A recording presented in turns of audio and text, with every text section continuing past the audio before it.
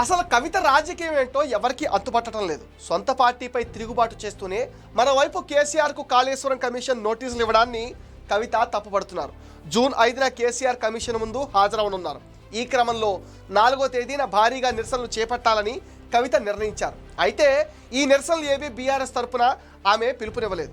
తెలంగాణ జాగృతి తరపునే నిరసనలకు పిలుపునిచ్చారు. అధిష్టానం నుంచి వచ్చిన ఆదేశాల మేరకు కవిత ఎక్కడికి వెళ్ళినా బీఆర్ఎస్ నేతలు ఎవరూ స్వాగతించడం లేదు. కనీసం సమావేశం అయ్యేందుకు కూడా రావడం లేదు.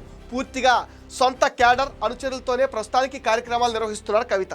కేసీఆర్కు నోటీసులు ఇస్తే పట్టించుకొని కేటీఆర్ ఆయనకు నోటీసులు ఇస్తే మాత్రం ధర్నాలకు పిలుపునిస్తారంటూ ఇటీవల కవిత సోదరునిపైన విమర్శలు గుప్పించారు.